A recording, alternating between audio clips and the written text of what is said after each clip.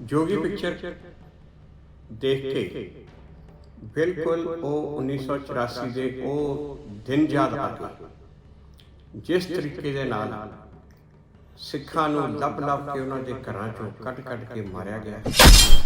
ਇਹ ਮੂਵੀ ਚਾਹੇ ਉਹਨਾਂ ਨੇ ਉਹਦੇ ਵਿੱਚ ਲਿਖਿਆ ਕਿ it is loosely based upon the true events, but ਜੇਕਰ ਮੈਂ ਦੇਖਾਂ ਤੇ ਇਹ ਬੜਾ ਕਲੋਜ਼ਲੀ ਟਰੂ ਇਵੈਂਟਸ ਦੇ ਨੇੜੇ ਜਿਹੜਾ ਪੁਲਿਸ ਵਾਲਾ ਦਿਖਾਇਆ ਕਿ ਪੁਲਿਸ ਵਾਲਾ ਸਿੱਖਾਂ ਦੀ ਮਦਦ ਕਰ ਰਿਹਾ ਸੀ ਤੇ ਰੋਪੁਰੀ 'ਚ ਵੀ ਐਸਾ ਪੁਲਿਸ ਵਾਲਾ ਸੀ।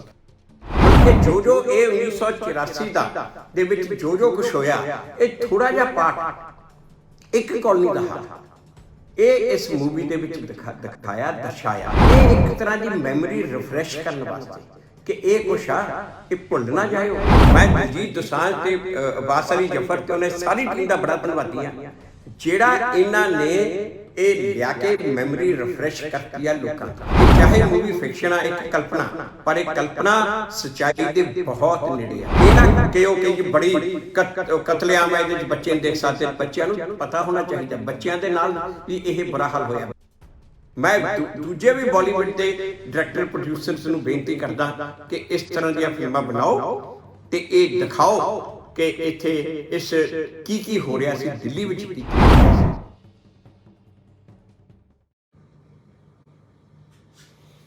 ਸਤਿ ਸ਼੍ਰੀ ਅਕਾਲ ਜੀ। ਮੈਂ ਅੱਜ ਗੱਲ ਕਰ ਰਿਹਾ ਜਿਹੜੀ ਹੈ ਦਿਲਜੀਤ ਦੋਸਾਂਝ ਜੀ ਦੀ ਪਿਕਚਰ ਆਈ ਹੈ ਜੋਗੀ ਪਿਕਚਰ ਦੇਖ ਕੇ ਬਿਲਕੁਲ ਉਹ 1984 ਦੇ ਉਹ ਦਿਨ ਯਾਦ ਆ ਗਏ ਜਿਸ ਤਰੀਕੇ ਦੇ ਨਾਲ ਸਿੱਖਾਂ ਨੂੰ ਲੱਭ ਕੇ ਉਹਨਾਂ ਦੇ ਘਰਾਂ ਚੋਂ ਕੱਢ ਕੇ ਮਾਰਿਆ ਗਿਆ, ਜਿਵੇਂ ਕਤਲੇਆਮ ਕੀਤਾ ਗਿਆ। ਇਹ ਮੂਵੀ ਦੇ ਵਿੱਚ ਤਰਲੋਕਪੁਰੀ ਦਾ ਇਲਾਕਾ ਦਿਖਾਇਆ। ਐਕਚੁਅਲ ਦੇ ਵਿੱਚ ਇਹ ਤਰਲੋਕਪੁਰੀ ਦੇ ਇਲਾਕੇ ਦੇ ਵਿੱਚ ਇਸੇ ਇਲਾਕੇ ਵਿੱਚ ਤਕਰੀਬਨ 400 ਸਿੱਖਾਂ ਦਾ ਕਤਲ ਕੀਤਾ ਗਿਆ ਸੀ। ਇਹ ਮੂਵੀ ਚਾਹੇ ਉਹਨਾਂ ਨੇ ਉਹਦੇ ਵਿੱਚ ਲਿਖਿਆ ਕਿ it is loosely based upon the true events, but ਜੇਕਰ ਮੈਂ ਦੇਖਾਂ ਤੇ ਇਹ ਬੜਾ ਕਲੋਜ਼ਲੀ ਟਰੂ ਇਵੈਂਟਸ ਦੇ ਨੇੜੇ ਆ ਬਹੁਤ। ਜਿਸ ਤਰੀਕੇ ਦੇ ਨਾਲ ਇੱਥੇ ਤਰਲੋਕਪੁਰੀ ਦੇ ਵਿੱਚ ਹੋਇਆ ਉਹ ਇਸ ਮੂਵੀ ਦੇ ਵਿੱਚ ਡਿਪਿਕਟ ਕੀਤਾ ਗਿਆ। ਤੇ ਮੂਵੀ ਦੇ ਕਈ ਜਿਹੜੇ ਕੈਰੈਕਟਰ ਨੇ ਉਹ ਜਿਹੜੇ ਉੱਥੇ ਦੇ ਰੀਅਲ ਕੈਰੈਕਟਰ ਨੇ, ਐਕਚੁਅਲ ਜਿਹੜੇ ਉੱਥੇ ਜਿਸ ਤਰ੍ਹਾਂ ਹੋਇਆ ਉਹਨਾਂ ਦੇ ਵੀ ਕਾਫੀ ਨੇੜੇ ਨੇ, ਕਾਫੀ ਨੇ। ਮੈਂ ਹੁਣੇ ਇੱਥੇ ਪੜ੍ਹ ਰਿਹਾ ਸੀ ਨੈੱਟ ਉੱਤੇ, ਕਿਸੇ ਨੇ ਲਿਖਿਆ ਕਿ ਜੀ ਇਹਨਾਂ ਨੇ ਦਿਖਾਤਾ ਕਿ ਪੁਲਿਸ ਮਦਦ ਕਰ ਰਹੀ ਸੀ, ਬਿਲਕੁਲ ਗਲਤ ਦਿਖਾਇਆ। ਦੇਖੋ ਇਹ ਗੱਲ ਬਿਲਕੁਲ ਸਹੀ ਆ ਕਿ ਸਾਰੀ ਦਿੱਲੀ ਵਿੱਚ ਪੁਲਿਸ ਦੰਗਈਆਂ ਦੇ ਨਾਲ ਲੱਗੀ ਸੀ। ਪੁਲਿਸ ਦੰਗਈਆਂ ਦੇ ਨਾਲ ਲੱਗ ਕੇ ਸਿੱਖਾਂ ਨੂੰ ਮਾਰਨ ਵਿੱਚ ਲੱਗੀ ਸੀ। ਇਹ ਮੂਵੀ ਵਿੱਚ ਵੀ ਉਹੀ ਪਾਰਟ ਦਿਖਾਇਆ, ਪਰ ਮੂਵੀ 'ਚ ਜਿਹੜਾ ਪੁਲਿਸ ਵਾਲਾ ਦਿਖਾਇਆ ਕਿ ਪੁਲਿਸ ਵਾਲਾ ਸਿੱਖਾਂ ਦੀ ਮਦਦ ਕਰ ਰਿਹਾ ਸੀ ਤੇ ਰੋਪੁਰੀ 'ਚ ਵੀ ਐਸਾ ਪੁਲਿਸ ਵਾਲਾ ਸੀਗਾ, ਜੁਗਤੀ ਰਾਮ, ਹੈੱਡ ਕਾਂਸਟੇਬਲ ਜੁਗਤੀ ਰਾਮ। ਜਦੋਂ ਕਿ ਬਾਕੀ ਸਾਰੇ ਤਰਲੋਕਪੁਰੀ ਦੇ ਪੁਲਿਸ ਵਾਲੇ ਸਿੱਖਾਂ ਨੂੰ ਮਾਰਨ ਲਈ ਲੱਗੇ ਹੋਏ ਸੀ, ਉਹ ਇਕੱਲਾ ਸੀਗਾ ਉਹ ਹੈੱਡ ਕਾਂਸਟੇਬਲ ਜਿਹੜਾ ਸਿੱਖਾਂ ਨੂੰ ਬਚਾਉਣ ਲਈ ਲੱਗਿਆ ਸੀ। 30 ਸਿੱਖਾਂ ਦੀਆਂ ਲੜਕੀਆਂ ਨੂੰ ਤਰਲੋਕਪੁਰੀ 'ਚੋਂ ਚੁੱਕ ਕੇ ਲੈ ਗਏ ਸੀ, ਨਾਲੇ ਉੱਥੇ ਚਿੱਲਾ ਪਿੰਡ ਦੇ ਵਿੱਚ ਚੁੱਕ ਕੇ ਲੈ ਗਏ ਸੀ। ਜੁਗਤੀ ਰਾਮ ਡੀਸੀਪੀ ਕੋਲੇ ਗਿਆ ਕਿ ਮੈਨੂੰ ਜੀਪ ਦਿਓ, ਮੈਂ ਉਹ ਲੜਕੀਆਂ ਨੂੰ ਉੱਥੋਂ ਬਚਾ ਕੇ ਲੈ ਕੇ ਆਉਣਾ। ਡੀਸੀਪੀ ਨੇ ਮਨਾ ਕਰਤਾ। ਡੀਸੀਪੀ ਸੇਵਾਦਾਸ ਸੀ ਉਦੋਂ, ਜਿਹੜਾ ਹੁਣ ਉਦੋਂ ਬਾਅਦ 'ਚ ਦਿੱਲੀ ਦਾ ਸਪੈਸ਼ਲ ਪੁਲਿਸ ਕਮਿਸ਼ਨਰ ਬਣ ਕੇ ਰਿਟਾਇਰ ਹੋਇਆ। ਉਹਨੇ ਮਨਾ ਕਰਤਾ। ਜੋ ਉਹਨੇ ਮਨਾ ਕੀਤਾ, ਬਾਈ ਚਾਂਸ ਉਦੋਂ ਉੱਥੇ ਕੁਛ ਮੀਡੀਆ ਵਾਲੇ ਪਹੁੰਚ ਕੇ, ਇਹ 4 ਨਵੰਬਰ ਦੀ ਗੱਲ ਆ, 4 ਨਵੰਬਰ ਦੀ ਗੱਲ ਹੈ, 4 ਦਿਨ ਬਾਅਦ ਦੀ। ਬਾਈ ਚਾਂਸ ਉੱਥੇ ਮੀਡੀਆ ਵਾਲੇ ਪਹੁੰਚ ਕੇ ਤੇ ਉਹ ਡੀਸੀਪੀ ਨੂੰ ਉਹਨੂੰ ਜੀਪ ਦੇਣੀ ਪਈ। ਉਹ ਜੁਗਤੀ ਰਾਮ ਜਾ ਕੇ ਉਹਨਾਂ ਪਿੰਡ ਦੇ ਵਿੱਚ ਕਰ ਦੀ ਤਲਾਸ਼ੀ ਲੈ ਕੇ ਸਭ ਨੇ ਉਹਨੂੰ ਕਿਹਾ ਤੈਨੂੰ ਮਾਰ ਦੇਣਗੇ, ਤੈਨੂੰ ਕਰਨਗੇ। ਉਹਨੇ ਪਰਵਾਹ ਨਹੀਂ ਕੀਤੀ। 30 ਸਿੱਖਾਂ ਦੀਆਂ ਕੁੜੀਆਂ ਨੂੰ ਉੱਥੋਂ ਪਿੰਡ ਤੋਂ ਛੁਡਾ ਕੇ ਲਿਆਇਆ। ਉਸ ਜੁਗਤੀ ਰਾਮ ਨੂੰ ਬਾਅਦ 'ਚ HPC ਨੇ ਵੀ ਉਹਦਾ ਸਨਮਾਨ ਕੀਤਾ, ਅਕਾਲ ਤਖਤ 'ਤੇ ਵੀ ਜੁਗਤੀ ਰਾਮ ਦਾ ਸਨਮਾਨ ਕੀਤਾ ਗਿਆ। ਤੇ ਜੁਗਤੀ ਰਾਮ ਨੂੰ ਬਾਅਦ 'ਚ ਇਹਨਾਂ ਨੇ ਦਿੱਲੀ ਪੁਲਿਸ 'ਚ ਉਹਨੂੰ ਦਿੱਲੀ ਸਨਮਾਨ ਸਿੱਖਾਂ ਵੱਲੋਂ ਕੀਤਾ ਗਿਆ, ਪਰ ਪੁਲਿਸ 'ਚ ਉਹਨੂੰ ਸਸਪੈਂਡ ਕਰ ਦਿੱਤਾ ਗਿਆ ਕਿਉਂਕਿ ਉਹਨੇ ਆਪਣੇ ਸੀਨੀਅਰ ਦੀ ਗੱਲ ਹੀ ਮੰਨੀ, ਸਿੱਖਾਂ ਦੀ ਮਦਦ ਕੀਤੀ। ਇਸ ਤਰ੍ਹਾਂ ਦੂਜਾ ਜਿਹੜਾ ਕਰੈਕਟਰ, ਜਿਵੇਂ ਜਿਹੜਾ ਜੋਗੀ ਦਾ ਖੁਦ ਦਾ ਕਰੈਕਟਰ ਦਿਖਾਇਆ, ਉਹਨੇ ਬਾਲ ਕੱਟ ਕੇ ਸਿੱਖਾਂ ਦੀ ਮਦਦ ਕਰਨ ਦੀ ਕੋਸ਼ਿਸ਼ ਕੀਤੀ। ਇਸੇ ਤਰ੍ਹਾਂ ਉੱਥੇ ਇੱਕ ਮੋਹਨ ਸਿੰਘ ਸੀ ਪੀੜਤ, ਉਸਨੇ ਵੀ ਆਪਣਾ ਬਾਲ ਕੱਟ ਕੇ ਰਾਤ ਨੂੰ ਬਚਾ ਕੇ ਕਹੀਂ ਉਹ इंडियन एक्सप्रैस के दफ्तर में पहुंचा। इंडियन एक्सप्रैस के दफ्तर च आके उन्हें सारी कहानी सुनाई। उत्थों फिर इंडियन एक्सप्रैस के जर्नलिस्ट राहुल बेदी ते जोसफ मलयाकन ते नाल तोमर उत्थे तरोकपुरी के एरिए दे विच गए। वो भी मैं तुहानूं उन्हां दी दसूँगा वो किस तरह उन्होंने आके दसिया। राहुल बेदी ने बड़े आर्टिकल लिखे। उसने क्या जो असीं तरोकपुरी के इलाके च गए 32 नंबर ब्लॉक सी, इहनूं 6 नंबर ब्लॉक मूवी च कहा बट एक्चुअली ये 32 नंबर ब्लॉक सी जिहड़ा सिखां दा सिख मेन रहिंदे सी 30 ते 32 नंबर ब्लॉक। वो कहते इन्हां दोनों ब्लॉकों में आए लाशां आए सिखां दियां लाशां भरियां पईयां सी कि पैर रखण नूं जगह नहीं सी। पब्बां पर चलना पैंदा सी। सिखां दियां लाशां नूं कट कट के इस तरह कीता पिया सी। मैं तुहानूं एक फोटो दिखाना, एक्चुअल फोटो आ देख लो। आ फोटो आ अद्धी धड़ कट के परे सुट्टी पई आ लत्तां कट के इधर सुट्टियां पईयां। ये हाल सी उत्थों दी गली दा, उत्थों दी त्रिलोकपुरी दी ये गली दा। इस तरह कर करके इन्हां ने मारिया। त्रिलोकपुरी दा एक बुच्चड़ सी कशूरी, वो जिहड़ा कसाइयां वाला छुरा हुंदा ना बकरे कट्टण वाला, उन्हें वो छुरे लैके सरदारां नूं जिवें कट्टिया जिस तरीके दे नाल। और वो बुच्चड़ सी जिहड़ा वो 1995 दे विच जस्टिस ढींगरा शिवनारायण ढींगरा उदों जज सी, उन्होंने उसनूं मौत की सज़ा सुनाई सी। मौत की सज़ा बाद दे विच ਉਹਦੀ मौत की सज़ा ਨੂੰ लाइफ इनप्रिजनमेंट ਦੇ ਵਿੱਚ ਕਨਵਰਟ ਕਰਤਾ, ਉਮਰ ਦੀ ਕੈਦ ਦੇ ਵਿੱਚ ਸੁਪਰੀਮ ਕੋਰਟ ਨੇ ਬਦਲ ਦਿੱਤਾ ਤੇ ਉਹ ਉਦੋਂ 1995 ਤੋਂ ਹੁਣ ਤੱਕ ਜੇਲ੍ਹ ਬੈਠਾ। ਸਿਰਫ ਉਹ ਜੱਜ ਜਸਟਿਸ ਢੀਂਗਰਾ ਦੇ ਬਦੌਲਤ ਉਹਦੇ ਕਰਕੇ, ਕਿਉਂਕਿ ਬਾਕੀ ਸਾਰੇ ਜੱਜ ਇਹਨਾਂ ਨੂੰ ਛੱਡ ਰਹੇ ਸੀ। ਜੱਜਸ ਦਾ ਵੀ ਇੰਨਾ ਬਲਕਿ ਕਿਹਾ ਜਿਹਾ ਹਾਲ ਤੁਹਾਨੂੰ ਦੱਸਾਂ, ਇਹ ਮੈਂ ਪਹਿਲੀ ਵੀਡੀਓ 'ਚ ਵੀ ਦੱਸਿਆ ਸੀ, ਬਹੁਤ ਥੋੜ੍ਹੇ ਜਿਹੇ ਜੱਜ ਸੀ ਜਿਹੜੇ ਕਿ ਇਨਸਾਫ ਦੇਣ ਵਿੱਚ ਇੰਟਰਸਟਡ ਸੀ। ਉਹਨਾਂ 'ਚੋਂ ਸੀਗਾ ਢੀਂਗਰਾ। ਉਸਨੇ ਉਹੋ ਜਿਹੇ ਬੰਦੇ ਵੀ ਸੀਗੇ। ਫਿਰ ਆ ਜਿਹੜਾ ਇਹਨਾਂ ਨੇ ਕੌਂਸਲਰ ਦਾ ਕਰੈਕਟਰ ਦਿਖਾਇਆ ਤਿਲਕ ਰਾਜ, ਜਿਹੜਾ ਉਹ ਤਿਲਕ ਰਾਜ ਕੌਂਸਲਰ ਸੀ, ਉਹਦਾ ਕਰੈਕਟਰ ਬੜਾ ਨੇੜੇ ਆ ਉੱਥੋਂ ਦਾ ਜਿਹੜਾ ਕੌਂਸਲਰ ਸੀਗਾ त्रिलोकपुरी ਦਾ। ਉਸ ਵੇਲੇ ਕਲਿਆਣਪੁਰੀ ਸੀਗੀ ਜਿਹੜੀ ਕੌਂਸਟੀਟੂਐਂਸੀ ਸੀ। त्रिलोकपुरी ਕਲਿਆਣਪੁਰੀ ਦਾ ਪਾਰਟ ਸੀ। ਕਲਿਆਣਪੁਰੀ ਦਾ ਕੌਂਸਲ ਸੀਗਾ ਡਾਕਟਰ ਅਸ਼ੋਕ। ਡਾਕਟਰ ਅਸ਼ੋਕ ਆ ਕੇ ਖੁਦ ਉਹ ਖੜ ਕੇ ਉਹਨੇ ਕੋਲੇ ਸਿੱਖਾਂ ਨੂੰ ਮਰਵਾਇਆ। कल्याणपुरी के इलाके में सिकली घर सिख रहिंदे आ। त्रिलोकपुर के बिल्कुल नाल लगता। थाना भी उस टाइम कल्याणपुरी सी, त्रिलोकपुरी सिर्फ चौकी सी। ते वो कल्याणपुरी दे विच सिकली घर सिख रहिंदे सी। सिकली घर सिख गुरु साहब के वेले तो सिख फौजां लई हथियार बनाउंदे सी ते उन्हां दे ट्रैडिशन पिछले पुश्तां तो चलदा आ रहा ते उन्होंने घरां विच हथियार रखने हुंदे आ। उन्हां दे कोले बंदूकां सीगियां, वो भी लाइसेंस्ड बंदूकां। जदों डॉक्टर अशोक ने आके उत्थे अटैक किया, 1 नवंबर की दोपहर की गल आ, जदों उत्थे आके अटैक किया तो उन्होंने अपन बंदूकां कढ लियां। सिखां ने अपने घरां चों बैठिया ने मुकाबला किया। मुकाबला करके मॉब चों एक बंदा मारिया गया। सारा मॉब भज गया, कोई नेड़े नहीं लग्या। डॉक्टर अशोक थाने जाके बैठ गया। उत्थे DCP नूं बुलाया, ACP नूं बुलाया, SHO नूं नाल लिया, सारिਆਂ नाल लैके 2 ट्रक पुलिस के भर के कहंदा जाके उन्हां नूं फड़ के लियाओ। पुलिस गई। पुलिस ने जाके 25 सिख सी जो प्रोमीनेंट सिख उत्थों के जिन्हों को बंदूकां सी, 25 के 25 सिखां दी बंदूकां उन्हां दी खोलियां, बंदूकां सीज कर लिया। उन्होंने 25 के 25 नूं गिरफ्तार करके, मतलब कि उस टाइम तक सैकड़े सिखां नूं मार दिता गया सी। एक भी बंदा इन्हां ने मॉब चों गिरफ्तार नहीं किया, किसी रोकिया नहीं। सिखां नूं 25 सिखां नूं गिरफ्तार करके आके इहो थाना जिहड़ा दिखाया गया है त्रिलोकपुरी कल्याणपुरी का, उहदे लॉकअप जाके उन्होंने बंद करता तो उन्होंने कतल का केस चलाया उन्होंने दे उपर। तो उदों उस तो मगरों जो उन्होंने फड़ लिया तो बाद दे विच इन्हां ने इशारा करता। डॉक्टर अशोक शाम नूं फिर मॉब लैके उत्थे पहुंचिया। जिन्ने बड़े बंदे से सारे फड़े गए सी ते इन्हां ने उत्थे वो कतलेआम किया। 1 नवंबर 2 नवंबर 3 नवंबर वो कतलेआम किया। उत्थे कल्याणपुरी के इलाके में 200 सिख मारे, त्रिलोकपुरी के इलाके में 400 सिख मारे। तो उत्थे कीता कि रात नूं कल्याणपुरी के पार्क में सिखां दी कुड़ियां नूं इकट्ठे करके बिठा लिया। ये गुंडे रात नूं टॉर्चां लेके आउंदे सी। ਲਾਲਟਨ ਲੈ ਕੇ ਆਉਂਦੇ ਸੀ, ਜਿਹੜੀ ਕੁੜੀ ਚੰਗੀ ਲੱਗਦੀ ਸੀ ਉਹਨੂੰ ਚੁੱਕ ਕੇ ਲੈ ਜਾਂਦੇ ਸੀ। ਇਹੋ ਜਿਹਾ ਹਾਲ ਇਹਨਾਂ ਨੇ ਕੀਤਾ।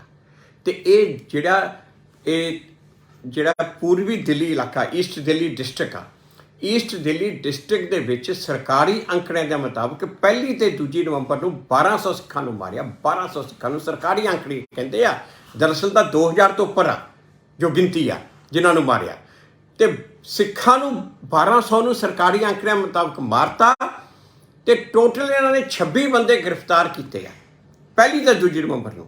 ਉਹ 26 ਦੇ 26 ਸਿੱਖ ਗ੍ਰਿਫਤਾਰ ਕੀਤੇ। 25 ਇਹ ਸੀਗੇ ਜਿਹੜੇ ਕਲਿਆਣਪੁਰੀ ਵਾਲੇ, ਅਤੇ ਇੱਕ ਰਾਮ ਸਿੰਘ ਉਹ ਉੱਥੇ ਹੋਰ ਏਰੀਏ 'ਚ, ਉਹਦੇ ਵੀ ਜੋ ਘਰ ਦੇ ਉੱਤੇ ਅਟੈਕ ਹੋਇਆ ਆਪਣੇ ਘਰੋਂ, ਉਹਨੇ ਗਨ ਚੁੱਕ ਕੇ ਮੌਬ ਨੂੰ ਦੇ ਉੱਤੇ ਫਾਇਰ ਕਰਨ ਲੱਗ ਗਿਆ। ਮੌਬ ਨੇੜੇ ਨਹੀਂ ਆਇਆ, ਪੁਲਿਸ ਜਾ ਕੇ ਉਹਨੂੰ ਗ੍ਰਿਫਤਾਰ ਕਰਕੇ ਲਿਆਈ। ਮਤਲਬ ਕਿ ਰਾਈਟ ਟੂ ਡਿਫੈਂਸ, ਆਪਣੇ ਪਰਿਵਾਰ ਨੂੰ ਖੁਦ ਬਚਾਉਣਾ ਵੀ ਸਿੱਖਾਂ ਤੋਂ ਖੋਲ੍ਹਿਆ ਸੀ। ਰਾਈਟ ਟੂ ਡਿਫੈਂਸ ਵੀ ਸਿੱਖਾਂ ਤੋਂ ਖੋਲ੍ਹਿਆ ਸੀ ਕਿ ਤੁਹਾਡੀ ਜੁਰਤ ਕਿਵੇਂ ਹੋਈ ਕਿ ਤੁਸੀਂ ਆਪਣੇ ਪਰਿਵਾਰ ਨੂੰ ਬਚਾਉਣ ਦੇ ਵਾਸਤੇ ਤੁਸੀਂ ਮੁਕਾਬਲਾ ਕਰਨ ਲੱਗੇ। ਇਹੀ ਜਿਹੀ ਹਾਲਤ ਉਸ ਟਾਈਮ ਦਿੱਲੀ ਸੀ। ਇਹ ਇਕੱਲੇ ਇੱਥੇ ਕਲਿਆਣਪੁਰੀ ਦੇ ਇਲਾਕੇ 'ਚ ਨਹੀਂ, ਸਾਰੀ ਦਿੱਲੀ 'ਚ ਇਹ ਕੁਛ ਹੋਇਆ। ਸਾਰੀ ਦਿੱਲੀ 'ਚ ਜਿੱਥੇ ਜਿੱਥੇ ਸਿੱਖਾਂ ਨੇ ਮੁਕਾਬਲਾ ਕਰਨ ਦੀ ਕੋਸ਼ਿਸ਼ ਕੀਤੀ, ਉੱਥੇ ਹੀ ਪੁਲਿਸ ਵੱਡੀ ਗਿਣਤੀ 'ਚ ਪਹੁੰਚ ਕੇ ਜਾ ਕੇ ਉਹ ਸਿੱਖ ਨੂੰ ਗ੍ਰਿਫਤਾਰ ਕਰਕੇ ਉਹਨੂੰ ਲੈ ਆਏ, ਔਰ ਉਸ ਤੋਂ ਬਾਅਦ ਉਹਦੇ ਘਰ ਵਾਲਿਆਂ ਨੂੰ ਮੌਤ ਦੇ ਹਵਾਲੇ ਕਰਤਾ, ਔਰ ਉਹਨਾਂ ਨੇ ਬੁਰਾ ਹਾਲ ਕੀਤਾ, ਘਰ ਚਲਾਏ, ਬੁਰਾ ਹਾਲ ਕੀਤਾ। ਉਸ ਤੋਂ ਮੁਕਰ ਸਾਰੀ ਦਿੱਲੀ 'ਚ ਹੋਇਆ।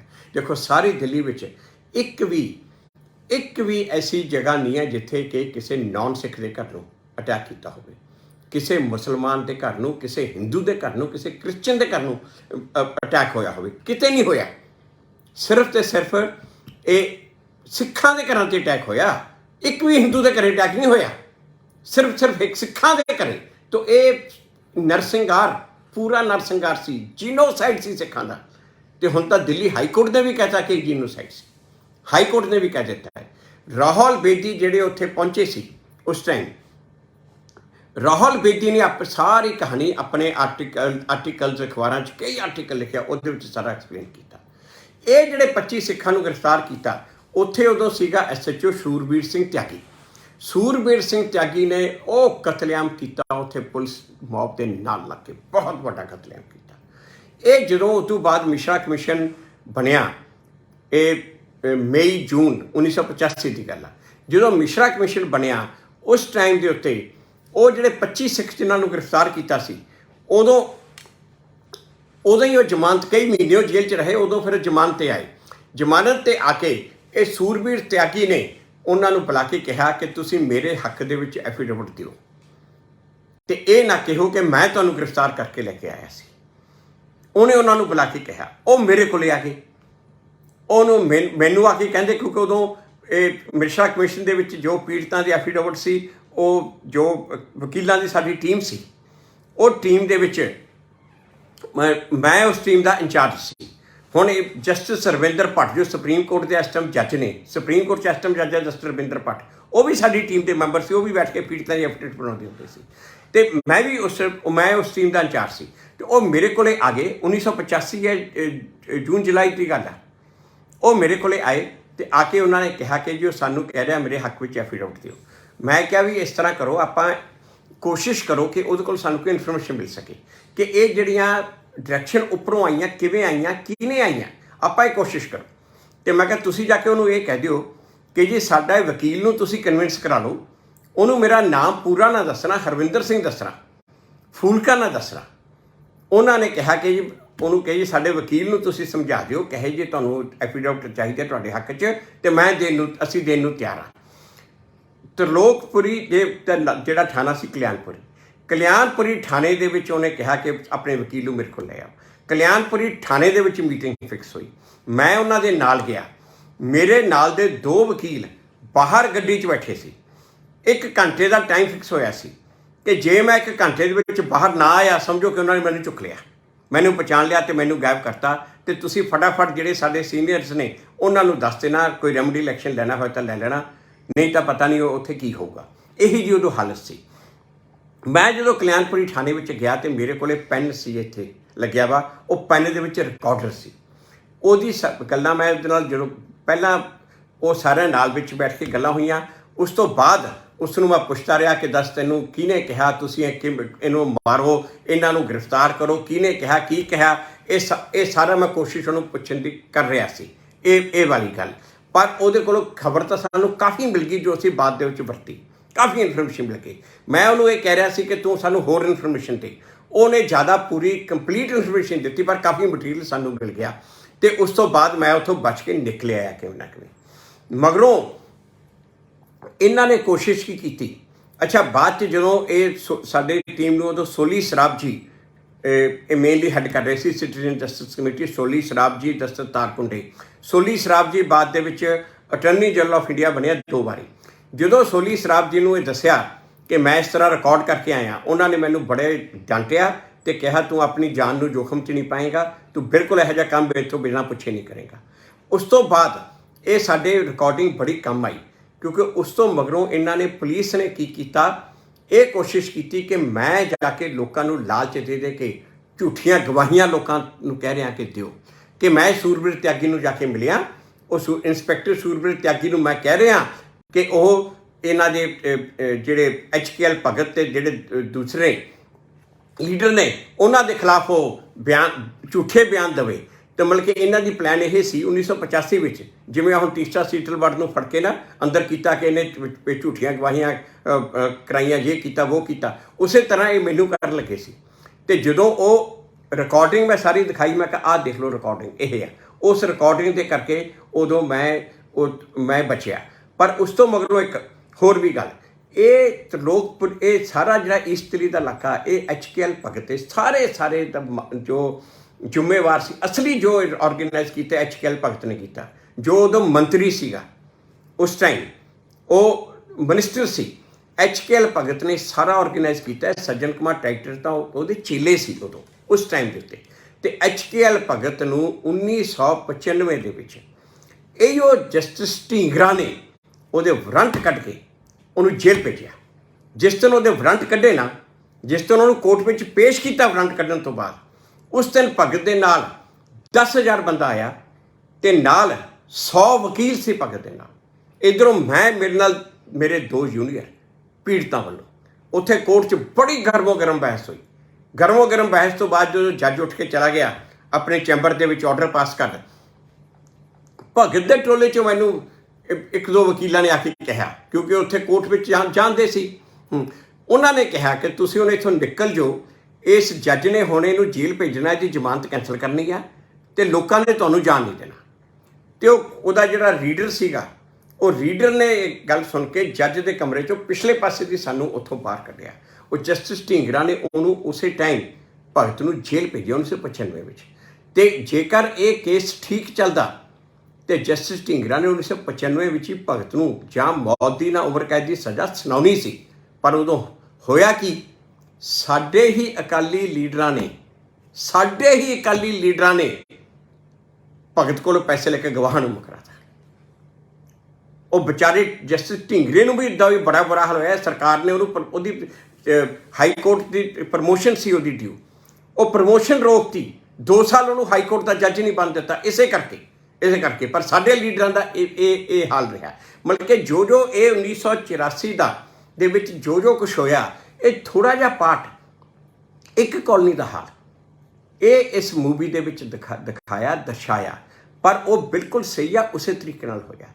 ये एक तरह की मैमोरी रिफ्रैश करने वास्ते कि ये कुछ आ, ये भुल ना जाओ। खास करके पुराने बंदे नूं ये कहण लिए भुल ना जाओ, भुलण वाला नहीं है, असीं किवें भुल सकते हैं। तो जो नवी पीढ़ी है उन्होंने दिखाने लिए कि कुछ इत्थे दिल्ली च होया, ये दुनिया की सब तो वड्डी राजधानी उहदी कैपीटल दे विच सिखां नाल हाल हो रहा सी। एक भी जगह ते सिख सेफ नहीं सी। बल्कि जिहड़ा कौंसलर दिखाया है जे इस तरह के कौंसलर कम से कम 100 एक कांग्रेसी लीडर सीगे जिन्हां दी ड्यूटियां लगियां सी थ्रू आउट दिल्ली सिखां नूं मरवाउण दी। जिहड़े केस च सज्जन कुमार जेल च बंद आ, वो पालन का केस सी, दिल्ली कंड के एरिया च केस सी, दूजा एरिया सी, उत्थे भी यही हाल से, उत्थे कोई चंगा नहीं सी। ਉਹਦੇ ਵਿੱਚ ਹੁਣ ਸੱਜਣ ਕੁਮਾਰ ਨੂੰ ਉਮਰ ਕੈਦ ਦੀ ਸਜ਼ਾ ਹੋਈ ਆ ਤੇ ਉਹ ਜੇਲ੍ਹ ਆ। ਉਹ ਸੱਜਣ ਕੁਮਾਰ ਦੇ ਨਾਲ ਵੀ ਇੱਕ XMLA ਜੇਲ੍ਹ ਆ, ਇੱਕ ਕੌਂਸਲਰ ਜੇਲ੍ਹ ਆ, ਕਿਉਂਕਿ ਉਹਨਾਂ ਨੇ ਵੀ ਇਹੀ ਉਸ ਏਰੀਏ 'ਚ ਵੀ 400 ਤੋਂ ਜ਼ਿਆਦਾ ਸਿੱਖਾਂ ਨੂੰ ਮਾਰਿਆ ਸੀ। ਉਹ ਪਾਲਮ ਦੇ ਏਰੀਏ ਦੇ ਵਿੱਚ ਹੀ ਉਹਨਾਂ ਨੂੰ उदू बाद रिवार्ड मिलिया, MP का मिलिया, दूजे ਨੂੰ MLA टिकट मिलिया, तीजे ਨੂੰ कौंसल का टिकट मिलिया। जो टिकट ਦੀਆਂ ਗੱਲਾਂ कर रहे हैं ना, ਉਹੀ ਉੱਥੇ भी इस तरह ਸਿੱਖਾਂ ਨੂੰ मार मार के टिकट मिले सी। ਅੱਜ ਉਹ कौंसलर भी उम्र कैद की सज़ा भुगत रहा, वो MLA भी उम्र कैद की सज़ा हुई सी, वो जेल चों दी मौत हो गई है, तो सज्जन कुमार भी उम्र कैद की सज़ा भुगत रहा, जेल च बैठा। तो ये भुल्लण वालियां नहीं हैं। मैनूं हुण याद आ ਜਦੋਂ मैं अपना पॉलिटिक्स छड्ड के ये केस नूं करन लई वापस आया सी, तो उस टाइम बड़े हैरान सी, मीडिया वाले भी हैरान सी, कई सिखां ने भी मैनूं कहा, कई मेरे सपोर्टर जिहड़े सिख सी उन्होंने कहा छड्डो जी, भुल जाओ जी, इनू किने पुछना, हुण 84 नूं कौन पुछदा, कौन उहदी गल करदा, कौन उहदी गल करदा। पर ये भुल्लण वालियां नहीं हन, भुल्लण वालियां हन। पहला घल्लूघारा, दूजा घल्लूघारा सी, अज तक नहीं भुल्ले। ये तीजा घल्लूघारा किवें भुल जाणगे? ये जो ये दोषी आ, इन्हां जिन्हां ने ये कुछ कीता, उन्हां नूं कम से कम उन्हां दी जिंदगी उसे तरह सारी हराम करके रखांगे। उन्हां नूं अपने वालों तो पूरी कोशिश करिए कि जिन्नियां नूं मैक्सिमम सज़ा हो सकती है। कईयां नूं सज़ा हुई है, बाकियां नूं जिन्नियां नूं सज़ा हो सकती है, आपां तां कोशिश करिए अपनियां कोशिशां दा नतीजा कि दूजी वारी जिहड़े सारे केस खोले, अपनियां कोशिशां दा नतीजा एक हफ्ता पहला दिल्ली हाई कोर्ट के चीफ जस्टिस ने कहा कि नेशन इज स्टिल ब्लीडिंग। एक SHO जिहदे खिलाफ कार्रवाई हुई सी, SHO ने आके, उदों SHO सी, ਉਹਦੇ खिलाफ एलीगेशन सी कि इन्हें मौत की मदद करके सिखां नूं मारिया।